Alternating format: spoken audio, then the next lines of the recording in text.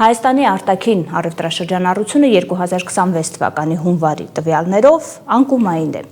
Իրականում շարունակում է լինել անկումային։ Ճիշտ է, անկման տեմպի որոշակի թուլացմամբ, բայց այնուամենայնիվ ցուցանիշը բացասական է։ Ինչով կարող է սա պայմանավորված լինել։ Իհարկե կփորձենք միասին վերլուծել, սակայն մինչ այդ խոսենք թվերով։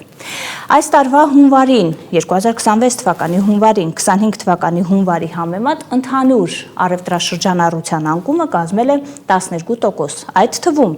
արտահանումը նվազել է 13.5%-ով նախորդ տարվա հունվարի համեմատ, իսկ ներմուծումը 11.2%-ով։ Նշեցինք այն հանգամանքի մասին, որ մեր արտաքին առևտրաշրջանառության անկման տեմպը որոշակիորեն նվազել է։ Առնվազն հունվարը հունվարի հետ համեմատած այդ պատկերն ունենք։ Օրինակ, հիշեցնենք, որ 2025 թվականի հունվարին արտաքին առևտրաշրջանառության անկումը շատ ավելի բարձր ցուցանիշ էր կազմում՝ 49.2%։ Դա պայմանավորված էր, այդ մասին բազմիցս ենք խոսել, վերարտահանման գործոնի չեղարկմամբ եւ 2024 թվականի ցուցանիշների նկատմամբ բազային էֆեկտով, այսինքն 24 թվականի բավական բարձր աճերի համեմատ ունեինք անկումներ վերարտահանման գործոնի չեղարկման արդյունքում։ Այսօր այդ անկման տեմպի նվազումը, էական նվազումը կարող է պայմանավորված լինել կամ կարող ենք ձևակերպել, որ որոշակի վերականգնմամբ է պայմանավորված, բայց այստեղ պետք է նշել, որ կամ հիշեցնել ավելի ճիշտ, որ նախորդ տարվա վերջին ամիսներին մենք վերարտահանման գործոնի կրկին ակտիվացում եւ արագացում նկատում էինք եւ ոչ ամբողջությամբ, բայց արտաքին առևտրաշրջանառության, օրինակ նույն արտահանման որոշակի վիճակագրության վերականգնման վրա այդ ազդեցությունը, այդ վերարտահանման գործոնի նորից ակտիվացման ազդեցությունը իհարկե էական էր, ոչ ամբողջությամբ, բայց էական էր։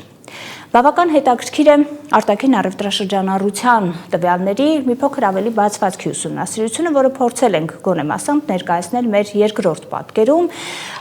փորձելով տալ որոշակի հիմնական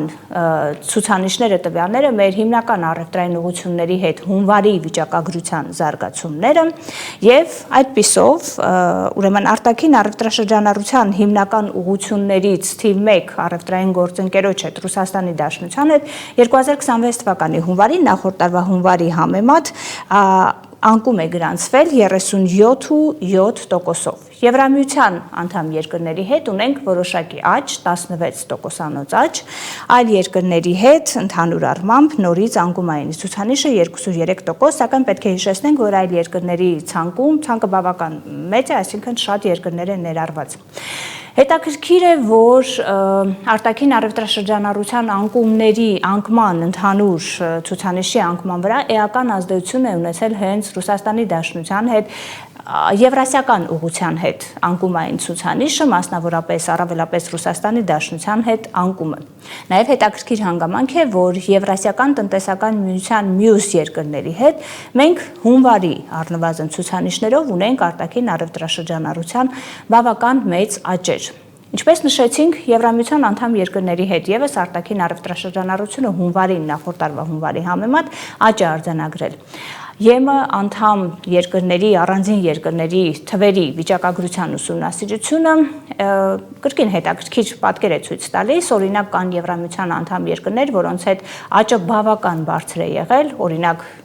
Կիպրոսի դեպքում 34.4 անգամ աճ է գրանցել արտաքին առևտրաշրջանառությունը, Լիտվայի պարագայում 11.4 անգամ է այդ աճը գրանցվել, բայց ընդհանուր առևտրաշրջանառության մեջ տեսակարար կշիռները այդ երկրների շարունակում է մնալ բավական ցածր 0.1, 0.2% համապատասխանաբար։